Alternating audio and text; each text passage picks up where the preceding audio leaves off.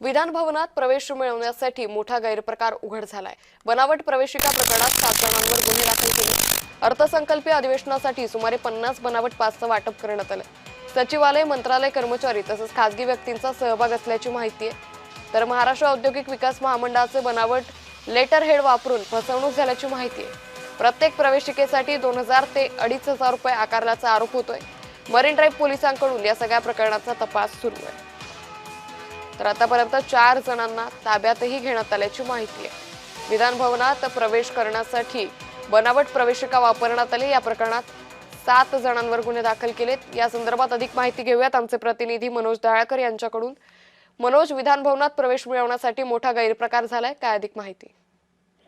बरोबर अंकिता, आपण म्हणतो आत्ताच अर्थसंकल्पीय अधिवेशन पार पडला आणि या अधिवेशनामध्ये आपण म्हणतो विधान भवनात प्रवेश मिळवण्यासाठी मोठा गैरप्रकार घडलेला होता आणि तो आता उघडकीस आलेला आहे। बनावट बोगस प्रवेशिका प्रकरणात 7 जणांवरती गुन्हा या प्रकरणामध्ये दाखल करण्यात आलेला आहे। अर्थसंकल्पीय अधिवेशनासाठी सुमारे 50 बनावट पासेस याचे वाटप झाले होते आणि आपण म्हणतो सचिवालय व मंत्रालयातील कर्मचारी तसेच खासगी व्यक्तींना यामध्ये सहभाग असल्याची माहिती समोर येत आहे। महाराष्ट्रात औद्योगिक विकास महामंडळाचे बनावट लेटर हेड वापरून फसवणूक झाल्याची माहिती समोर येत आहे आणि आपण म्हणतो प्रत्येक प्रवेशिकेसाठी 2000 ते 2500 असा पैसे आकारण्याचं समोर आलेला आहे आणि मरीन ड्राईव्ह पोलिसांकडून याचा तपास सुरू असून 4 जणांना ताब्यात घेण्यात आलेला आहे।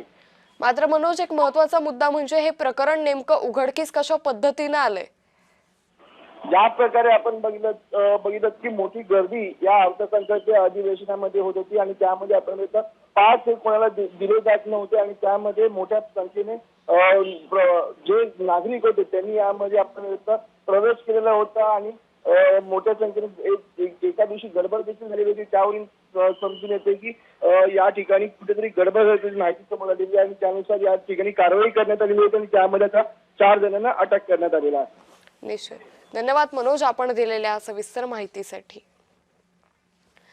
तर बनावट प्रवेशिका प्रकरणात 7 जणांवर गुन्हा दाखल करण्यात आलाय। अर्थसंकल्पीय अधिवेशनासाठी हे बनावट प्रवेशिका करण्यात आली होती। विधान भवनात प्रवेश मिळवण्यासाठी मोठा गैरप्रकार झाल्याचं सध्या उघड झालेलं आहे। मरीन ड्राईव्ह पोलिसांकडून या सगळ्या प्रकरणाचा तपास सध्या घेतला जातोय।